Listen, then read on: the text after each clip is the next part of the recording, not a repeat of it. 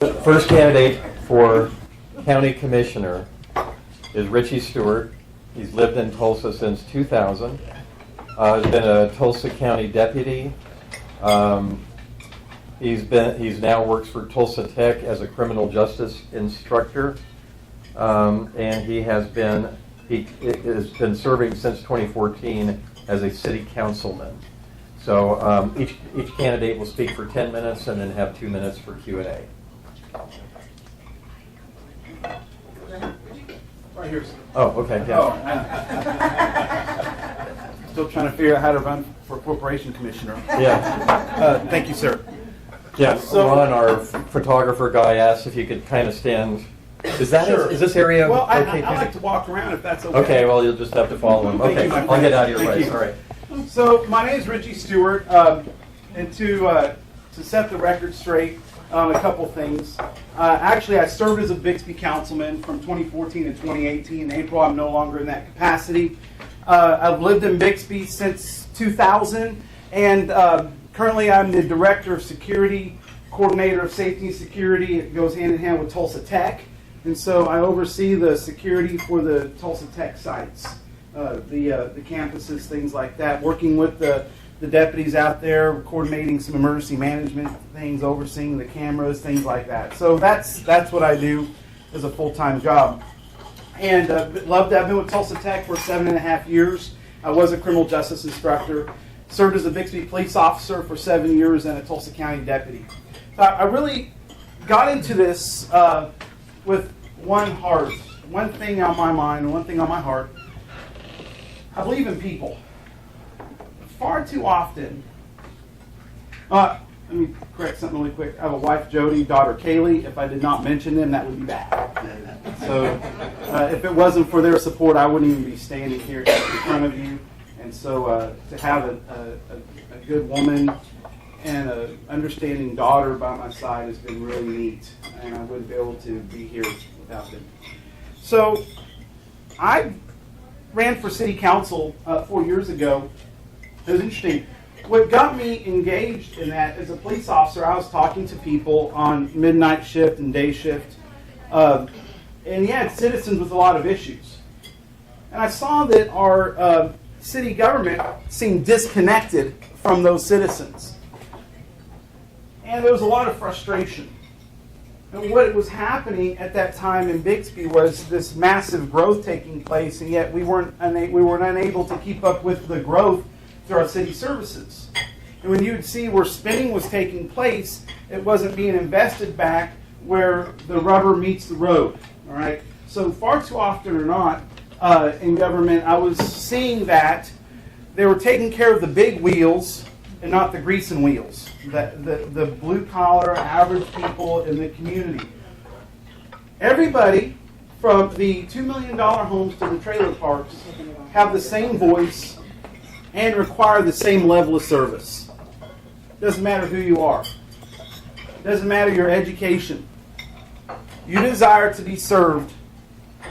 You deserve to be served the same way as everybody else is served. So with that in mind, I ran for city council. And I learned something in city council. I saw behind the scenes. It's kind of like when the Wizard of Oz, you find out, whoa, who's really pulling the levers here? And I saw that. So I want to address a couple things. Hi, Steve. So before I start, I want to say hello to, I want to say thank you to Rhonda. I came into the Republican Party about 4 years ago. I left the Democratic Party 6 years ago. And it was through one of your members, actually, Bob Evans, who has passed away. Bob passed away last year. Bob was a constituent of mine, and Bob and I used to sit down and just visit. And the Bible says this, come let us reason together. All right? I made sure I knew Bob was coming from some things maybe differently than I thought. But when I started talking to Bob, I figured out, wow, we believe the same stuff. And Bob says, you just need to change your party, man. He says, you're a Republican. I said, well, but I was raised by Roosevelt Democrats. You don't understand. They will spin in their grave. He says, it's okay, you can do this. And so Bob walked me through that. And so, and through that, Rhonda actually mentored me into the Republican Party. And even though I don't talk to her as much, and particularly during this election cycle, I haven't bothered her. She's been advocating for other things. So I've always wanted to say thank you publicly. I never got to do that, so thank you. And I do affectionately call her whenever Jody, when I was on vacation, Rhonda called me, and this is a couple years ago. She says, well, who's talking? Who's that? I see Rhonda Smith. Who's Rhonda Smith? I said, that's Mama Rhonda. She's like, Mama Rhonda. I was like, you don't know her? You'll meet her one day? I said, it's okay. So anyway, I want to say thank you. So when I look at what I learned about being in public service through councilmen was this. Government, they believe the money that they're getting through taxes is actually their money. It's not their money. The money belongs to the people. So I hate the conversations that came up because we had our own Bixby municipal tax that came up. And I remember this. It was being backed by the chamber. And it was being sold as, oh, here's a public safety tax. I'm from public safety. And I remember standing against that. It was very lonely because I was the only councilman that came out publicly against our so-called vision tax. Any vision tax, I call lack of vision tax. That shows a severe lack of vision. So whenever I engaged that issue, I said, look here's what they're talking about behind the scenes. Well, we got to have something to do with this. We're going to lose this money. And they try to market these vision taxes as it's not a new tax. Yes, it is, but something's supposed to not renew, and you renew it. That's called a new tax. There's nothing wrong with letting a tax expire and letting it breathe. And then engaging the citizens and trying to figure out, what can we do now?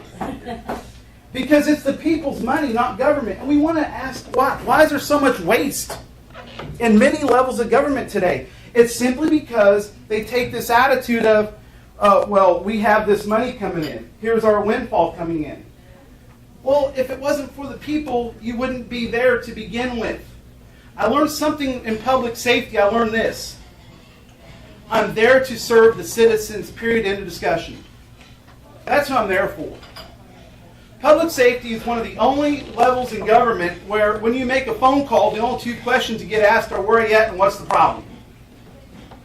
And I believe in that responsiveness. Hello, there's my wife, Jody. Jody, hi. And so that's really what got me engaged in city politics. For me, when I wanted to run for county commissioner, I saw this. You talk about grassroots. This is supposed to be a grassroots organization, correct? Grassroots. I've walked precincts from 31st and Lewis down to Leonard. When you've been bit by dogs down in Leonard, you're door knocking. Firemen were eating at a restaurant, and I said, my God, I've been in Leonard. I said, you might have to check me out. I got bit. I learned something in this journey. 17 months going door to door in precincts. I haven't been able to get to every precinct. I've tried. My wife and I have tried. We take off work, leave work, 4, 5 o'clock. I've gained 20 pounds. Someone says you should lose weight. I go, no, not when you're eating junk food at 10 o'clock at night and you're stressed out. Yeah, I eat like seed biscuit late at night.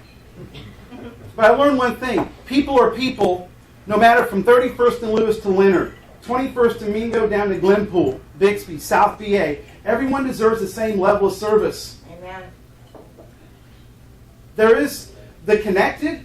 That's the problem. Government has become more formed by the connected, and they forget formed by people. So that's why I'm running, And I want to say this. If I would be totally amiss if I didn't say this. I want to say thank you to Mr. Peters. I want to say thank you to Donnie Tiemann. I believe overall we ran a clean campaign and kept it clean. They've made me work. hope I've made them work. But that's really what running a good campaign's about. And so I want to say thank you, gentlemen. And I want to say thank you for your service as county commissioner. When someone says, why are you running against Ron? I'm not running against Ron. In fact, I like Mr. Peters. I'm running for people. And I think that's really what we need to focus on. For and by people. With that said, I'll take a couple. Yes, ma'am. You know, Mr. Stewart, I judge people by their actions, not by their words. And I happen to know there's a Sheila Dill sign in your front yard. And I happen to live in House District 69, and I attended a forum at Jenks High School attended by Sheila Dills. And Sheila Dills pledged these things. She pledged to raise state income, state taxes. She pledged to put in new state taxes. She pledged unlimited spending for education. She said that the Oklahoma education system is perfect and needs no reforms. And the word accountability never crossed her lips. So if you support her, then all the bloviating you've just done is a big fat lie. Sure.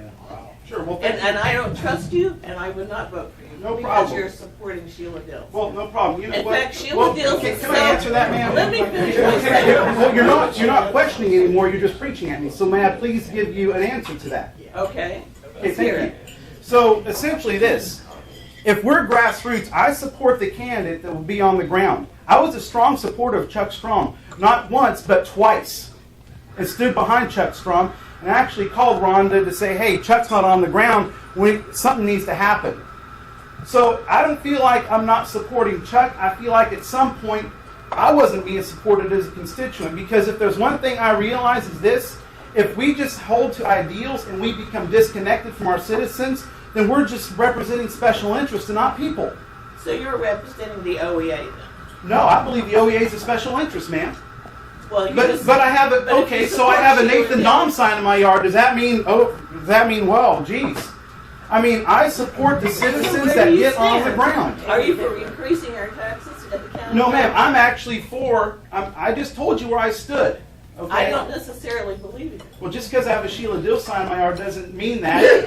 And as frankly, you know, again, if you go look at who's in my yard, like I said, I have a Nathan Dom sign. Are you afraid Nathan Dom's going to go to Washington and raise taxes? No, I know. Okay, then I don't think so either. But Can we get any other questions? and this is the thing with primaries, and this is the one thing we've got to remember at the end of the day. We've all got to come together, and we've got to work together for the better of our community. And so while we're in disagreement with 3 people on the ballot, we're going to have some agreements and disagreements. At the end of the day, whoever wins is who we've got to get behind.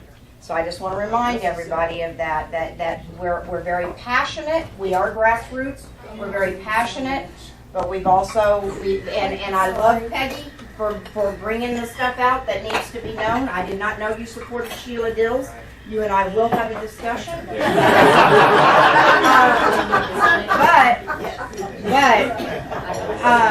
just know that once we leave here, we leave this here. Okay, guys? So, I mean, I'm okay for disagreement, but we've got to get behind the candidates and make sure. I think if he's supporting her, we don't necessarily say we leave it here, what happens here stays here. I don't think that needs to be kept a secret at all. No, I'm saying that. Okay, one more question. Okay. On another topic, I would say, ask you, how would you prioritize in order what you see to be the top 4 responsibilities of a county commissioner? Sure. So the first thing is criminal justice reform, you know, in reference to the jail. Right now the jail is almost being used as a federal detention facility because there's a lot of ICE immigrants coming in there. I think that the citizens voted for the jail for what? And we need to go back to what the original use of that jail was for. I also think looking at county infrastructure, where there's possible flooding or roads, particularly in South Tulsa County area through Broken Arrow, through Glenpool, looking at the roads and infrastructure, prioritizing that. When you look at working within, and again, I'm not saying, when I say these, I'm not saying they're not being done now, understand that. I'm just saying this is what I would do. looking at making sure we look at the county budget, pulling services in to see how we can go more effective way moving forward. And then the other thing too that's really has a problem is the levy system. I think the levy system needs a lot of work. So those are my top 4 things, sir. I just want to say that having come from a community where the illegals in the community have been a hub of criminal activity, massive drug dealing, we finally got them under control and out of the neighborhood. I support the work of ICE in our local jails because it's relieving the oppression in our communities. I'm from law enforcement. I support ICE. Yes, ma'am. I also want to make sure that whatever contract we're operating under isn't costing the taxpayers money. That the federal government's paying their share of what they're supposed to pay. Whatever it is. It's still our money. It's still our money, and we want protection. Yes, ma'am. We want protection. We don't want people looking the other way and letting this crime go on. I agree. Yes, ma'am. Yes, ma'am. I've arrested plenty of illegal immigrants. We are ma'am. thankful for the relief from the oppression and the crime. Okay, thank you very much, Richie. Thank you. Nice job. I apologize that we had a couple of inaccuracies in this profile. I guess we downloaded it from CNN. So our second candidate is Donnie Keenan. And Donnie's been very active in the party for the last 10 years. He's been a precinct chairman, active in the Tulsa County Republican or Men's Republican Club, associate member of the Republican Women's Club, and member and officer of the Tulsa Area Republican Assembly. Okay, right, the Tuesday night people, and an elected official of the Tulsa County GOP. We're all the same. Those people. Okay, and that's kind of nice having party people run for office too. We've also had some of our members run for office, and I think it's terrific to not just come like from nowhere. We sometimes have that. And so anyway, come on up and get ready, do your little thing, and then Peggy's warming up in the batter box. We love Peggy. Oh, we love Peggy. I want to start by thanking Tom and Rhonda and the 912 organization for having me speak today. And I want to point out immediately that the signs I have in my front yard are mine, Caroline Wall for judge, and Steve Kunzweiler. I strongly support Chuck Strome. I've been a friend of his for a number of years and still totally support him at this point. I'm pretty excited. It may not seem like I get a little nervous. I'm not a professional speaker. That's not what I've done most of my life. But I've been a resident of Tulsa County since 1990. I've been involved in the party, actually been a precinct chair for 13 years now. In 2015, for the first time, I ran for a GOP position as a district committee man. Some of you guys may remember that. I won with less than 1% of the vote. Probably a lot of people in here did not vote for me because I seem to be a little more middle of the road. I've been asked to run by Mike Ford. My opinions were that way a little bit. But when I got elected, one of the things I committed to was being involved in the different organizations in this community. And I immediately started attending the Tulsa Area Republican Assembly. The men's club I had started attending a little earlier. The women's club I'd been an associate member for 6 years. I started attending some of the 9.12, not so much the morning meetings, but the training sessions with Freedom Works and with Americans for Prosperity and events like that. So I'm committed to this party. That's a big point I want to make with people. I bring conservative values to this position. I'm not interested in a good old boy system. I'm not interested in special interest. I want to bring what's important to our party to this job. And that may not be the easiest thing to do, but it's going to involve, when you're working on the budget board with the other members of the county, making sure the money is being spent in a way that we all feel comfortable with spending it. We need to make sure, as Mr. Stewart mentioned, we don't need to continue these tax increases, these Vision Tulsa taxes over and over and over, renewing these things. We need to make sure that what we say the money is going to be spent for is spent for those things. Amen. There's way too much spending. It seems like it's kind of at the discretion of a lot of officials to decide where they're going to spend some of this vision money once it's been approved.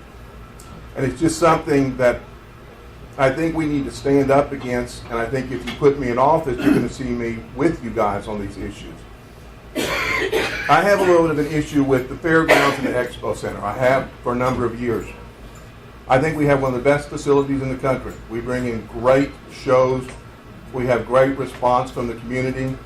But I always look at that facility as a place that should almost be responsible for its own expenses. Either we're doing it right and we're not paying administrators too much money, we're not paying out for the workforce there too much money. We need to look at it covering its own costs. We don't need to be using Vision Tulsa money to build a new show barn. We don't need to look at things that aren't going to be advantageous or a benefit to the entire community. Most of my life has been spent as a purchasing manager or an operations manager or a production manager at different manufacturing facilities. My last 14 years was in the oil and gas industry as a purchasing manager. So I know how to sit down with people and negotiate. I know how to talk to people. I know how to talk to vendors, to individuals, to the private industries, to get people to work together to find ways to come up with new solutions that are going to be beneficial to the entire Tulsa County. It's something that I just seem to think maybe we've lost focus on. I look at this as a position to bring a new attitude and a new energy to this position, where we're looking at all the fine print, where we're focusing on all the details, where we're trying to figure out what's going to benefit the entire county. I may harp on that a lot, but that's important to me. When I talk to people in South Bixby, there's issues about roads and bridges that aren't being repaired like they should be. There's issues where they don't feel like they have the coverage from the law enforcement officials, from the sheriff's department in South Bixby. And it's things we need to pay attention to and get resolved. We don't need to continue these things over and over and over again year after year after year. The levy system is another one. We don't need to keep continuously budgeting a little bit of money for it, knowing that those numbers are not going to pay for those levee repairs. If we had another rain or storms like we did in '86, we would have some major flooding on the west side of Tulsa and things that need to get resolved. So I'm looking at this as a standpoint, as an opportunity to stand up, to move Tulsa County forward in the same way people like Michael Willis have for the county clerk, in the same way Vic Regalado has for the sheriff's department. We need to look at that philosophy from the commissioner's office with a new focus, with a new view of how we want to do things. And I'm going to cut it off there, and I'm ready for questions. Peggy? And I have my wife, obviously, is here, Brenda, who a lot of you know, who's been involved in the party. We've been married for 32 years. She's very active in the party as well. She, as a matter of fact, is the person that really started this process when she volunteered when Jerry Buchanan was the county chair at that time, and that's what got me involved in this party. I have been a registered Republican my entire life. I do have a question. So let him, he's going to stand. Yes, sir. Tommy, it's my understanding, and I may be wrong, but Vic Regalado was the only elected official that refused to take a raise last time whenever you guys voted yourselves a raise. Okay. Are you willing to not take a raise? I am absolutely committed to not taking a raise. And I have signed the petition, if that makes a difference to people in here. I am totally behind this petition, and we need to get these taxes removed that are on the books right now. Thank you. Yes, What ma'am. do you, I'm going to ask him, what do you see as the, as one of the, what would you bring to the council or to the commission that, that we don't currently have? Well, I mean, my opinion is, and I'm not trying to say anything bad about anybody, but I think we just lost that focus, Rhonda. In the same sense that, like with the county fair last year, we did a great thing, and we talked about this, where they put out bids to the Midway for the first time in, I've been told, over 40 years, okay? And we brought in an additional $1 million from that. Well, the question is there, why the first time in 40 years, okay? I can answer that. Well, but the point is, I think there are a lot of issues like that that maybe we're not taking the time and the energy and using the resources to find those types of opportunities for this county commissioner's office. Okay, one more, Larry. Would you make any higher priority than the last 75 or 80 years worth of county commissioners in completing the county's system of section line roads, many miles of which have been out over 100 years. The first 10 years of statehood, the county commissioners went out and worked like dogs, built them roads along the section lines, and then when the Depression hit, if they weren't built by then, they didn't get built. Right. What, do you have any You and thoughts I about have building? talked about this before. I'm totally open to that. I will say that. I have no problem trying to move forward with that. I would have to look very hard at the funding that's available for that and what it's going to take to do that. But I'm in total agreement there are some section line roads that need to be completed. So if that answers your question, that's kind of the best I can do right now without more detailed information. But I am totally in favor of continuing the process of finishing some of these section line roads. Okay. Thank you You're not very going to let Peggy answer the question? We'll, Okay. all right, thank you, everybody.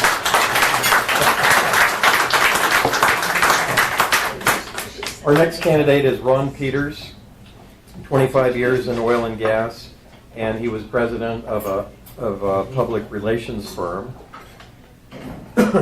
12 years as a state rep, and Tulsa County Commissioner for the last 5 years.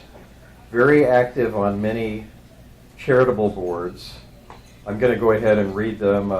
President of the Board of Directors of the Parent-Child Center of Tulsa, Board of Directors of Goodwill, President of the Board of Directors of Hospice of Green Country, and member of the Board of Directors for Clear House, and that's a facility providing quality end-of-life care.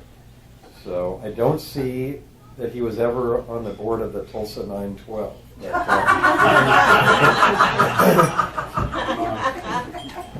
Anyway, so that's like a big gap in his public service. So he'll have to fill in the rest of the gaps, which I'm sure that he's done. So please welcome our current county commissioner, Ron Peters.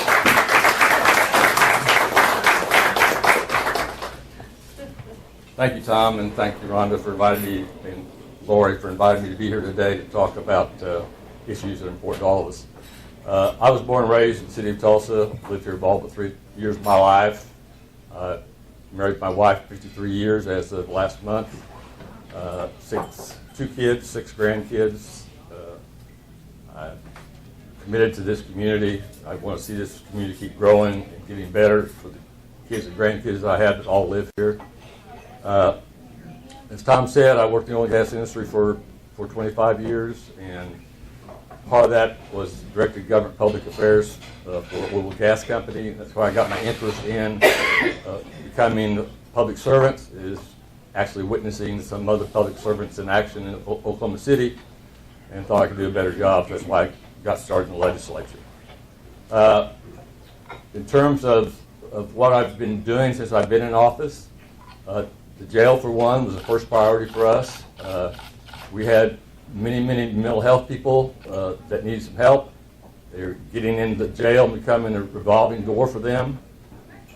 Some of you may not know, but county jails across the United States are the largest repository for those with mental health issues.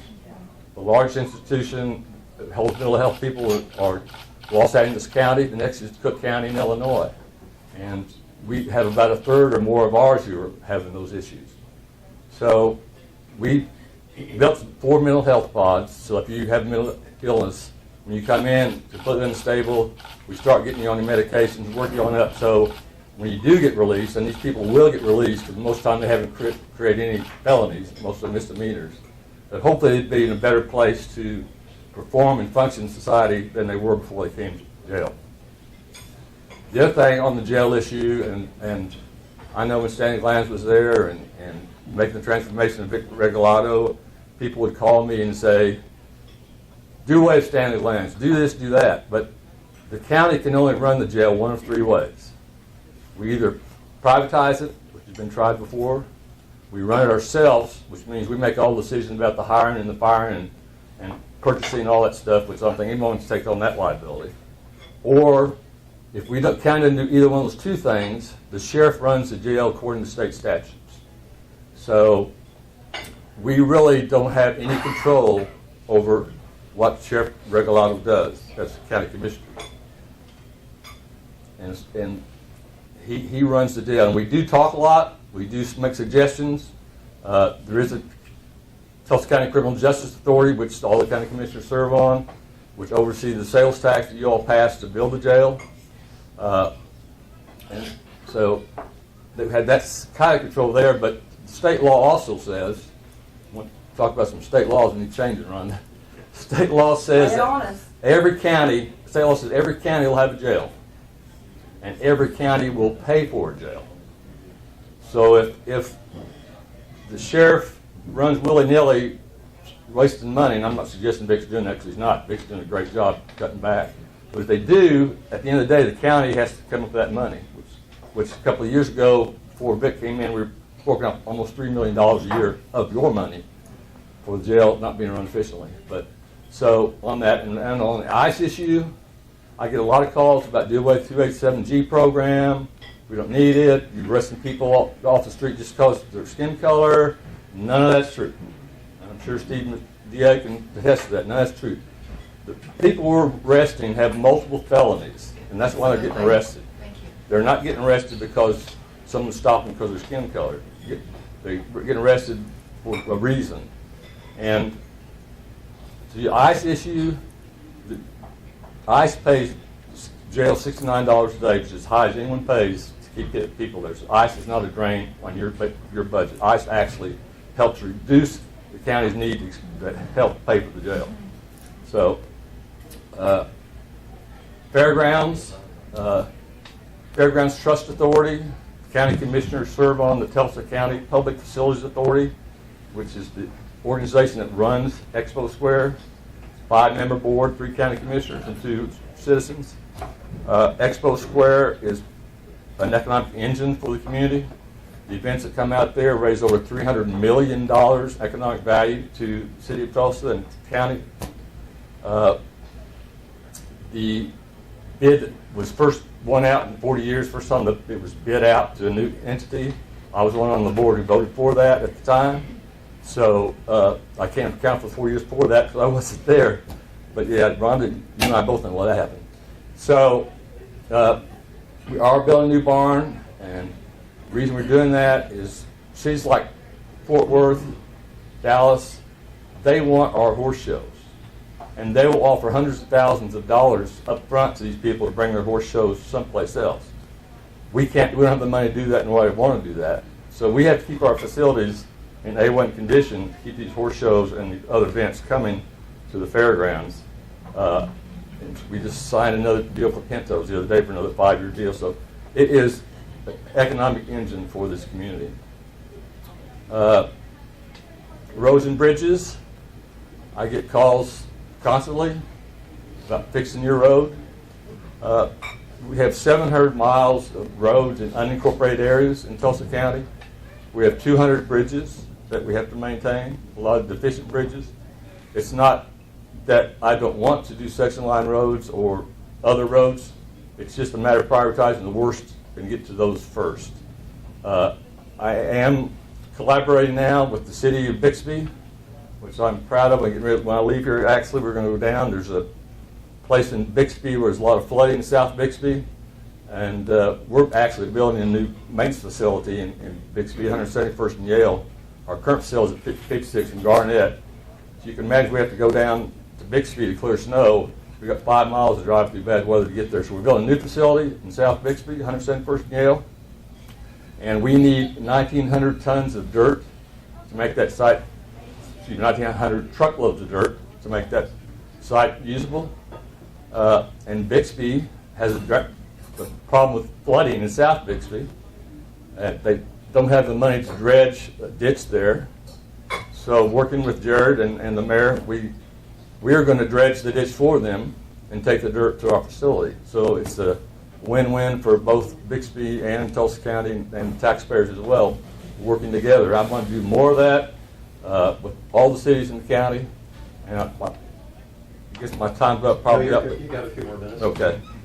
So collaboration, I think, is an important thing. John, how you doing? I think the more that cities and the county can work together on issues to reduce expenses. Right now, City of Tulsa and City of Tulsa are working on a park system the county parks and city parks are not sustainable in their current condition. They Why are we building more then? I mean, why are we building more parks and stuff if we can't maintain the parks that we currently have? well, you're talking about the gathering place. I'm just talking about any parks. Well, we're not building any new Yeah, parks. just talking about- We're not building any new parks, but because we can't sustain the ones we have right now.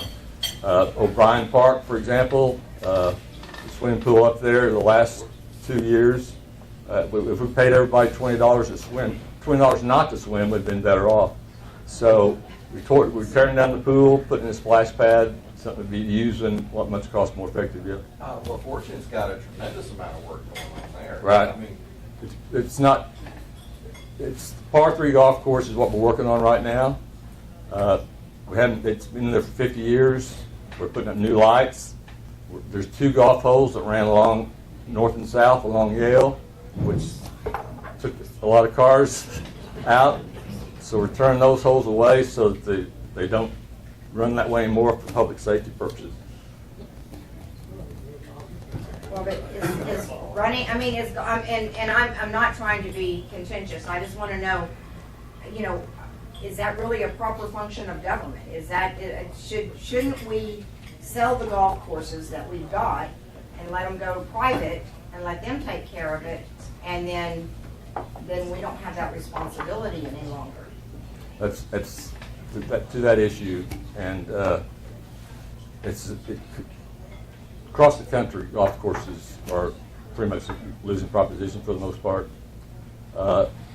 They're blaming it on the millennials who don't want to spend 4.5 hours doing anything. So they're actually looking at places that offer prices for 6 holes and prices for 9 holes. Right. To try to get that population to come visit them. But, yeah, it's something we're looking at all these things like this that are not making money, and will not do the city and county, for example, and we're working on that now on park systems. We need Reed Park, which is City Park in West Tulsa, and Chandler Park both. I mean, let's close some of them down. Let's make them so they're sustainable without raising anybody's taxes. But, Right. yeah. I had a similar question to follow up. You were mentioning the fairgrounds. Why is the county in the fairground business, as it were? And why are you coming to us for more tax money when we obviously don't have the money to spend in places that are more traditionally a county function like parks? Why are we not getting out of that business? I know you said it's an engine, but why is that not privatized? Why am I being forced to pay for upgrades that I frankly don't want to pay for? Well, it is an economic engine for the community. For the most part, it's self-sustaining, except for capital expenditures. On an operational basis, the money they take in, they can keep their operations going and pay the salaries and do the maintenance. It's any upgrades where they have the issue with having funding for.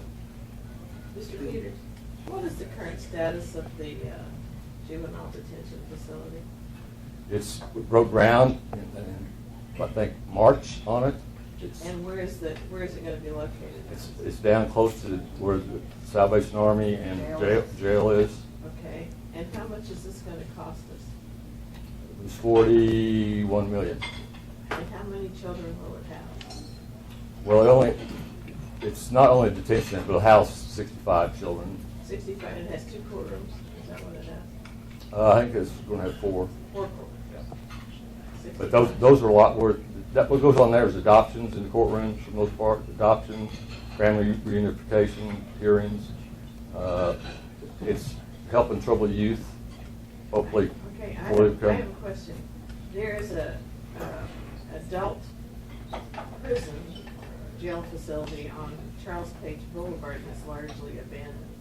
Is that property owned by the county or the city? City. City. And I have And the- another question. Wrong meat, Peggy. Hi, Peggy. You had a question earlier. Does Tulsa County still run the Tulsa Industrial Authority? Yes. Tulsa County Industrial Authority, yes. Do you have any clue how many billions of dollars in bonds are outstanding against the Tulsa County Industrial? Well, we do a lot of bonding for schools. We do a lot of bonding for economic development. The bonding is normally not for the county or the cities. It's for economic development for other They're places. private enterprises you bond for too, aren't they? Yeah, that has some. But that doesn't cost the county anything. County As long actually, as they pay the bond, it Yeah. doesn't cost the county.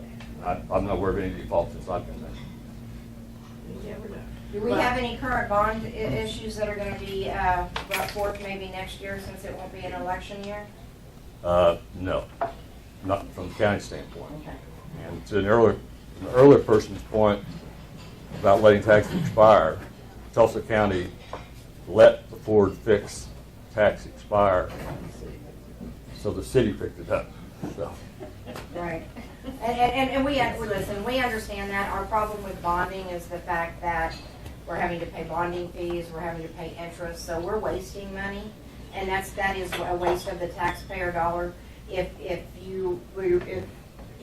government would That- come up with a way that we could pay as we go, I think that you would receive a lot more support in those endeavors, because then we're not wasting millions of dollars in rebond, because you guys will re-up the bonds, you change them, and that costs us money, and then the interest that we pay, and of course we hear, well, this is a great time to borrow money, but you know what, tomorrow may not be, and those bond rates don't necessarily stay fixed. it's just to clarify, the Tulsa County Industrial Authority doesn't do that stuff. That's the more vision stuff you're talking about. Right. So, and here's a pickle.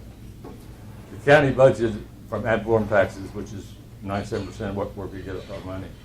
County budget is $72 million. We take in like $74 million.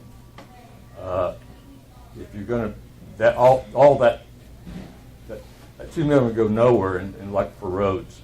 Right. So the major portion of our latest bond package that was passed was for roads. And I'm agreeing with you. My question to you, and I'd be happy to hear from any of you. You got $2 million, so if you want to do something for $30 million, you got to wait 15 years to do it, and it's going to be $40 million. And I'm more than willing to listen to some ideas about paying as you go, but that's the dilemma we're facing. Right. Yes, One more question, and then I think, to be fair to the other candidates, we'll need to stop, and then you can talk with the ones privately that are. The thing that brought you guys' race, county commissioner, to my mind, is when you guys turned and within a short period of time gave $16 million to a couple of people. Now, while what happened to him with Bob Bates, whenever he shot that guy, the felon that was spending his life stealing from other people and running away, you gave him, I think it was $6 million, and then $10 million to the guy that laid in the jail for however many days till he died after he rammed his own head into the wall. Is there any effort? Because, you know, at least with Bob Bates, what happened there was Stanley Glantz created an atmosphere where this guy could run roughshod over the deputy sheriff's office, and he had supervisors in position. Is there any effort to recuperate some of that money from Stanley Glantz himself, as well as, since Bob Bates is almost a billionaire, getting at least $5 million back from him?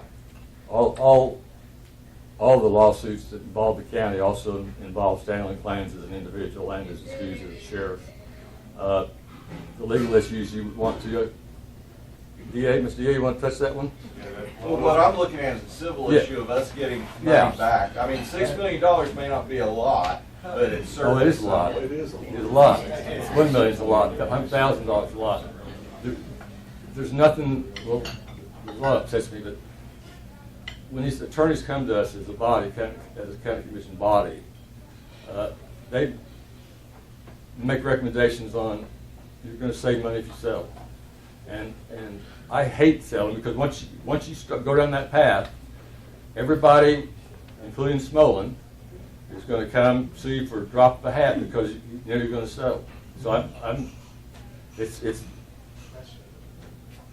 hell if you do, hell if you don't. The attorneys always recommend that, because that's money in their pocket.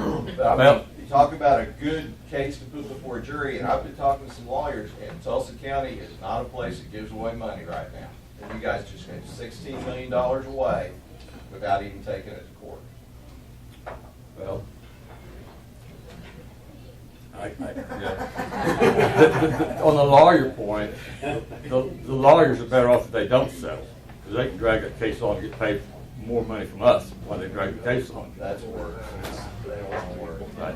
Okay, thank you very much. Thank We've you. had two candidates come in after we started. Steve Kunzweiler in the back. He's also an elected official, so we got a twofer here.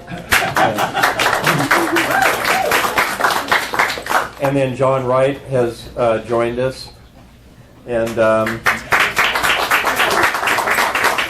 so thank you guys very much for coming. We got primaries, and then the runoff time will be very fascinating. So anyway, thank you guys very much. Some of the candidates will be sticking around. Sample ballots here.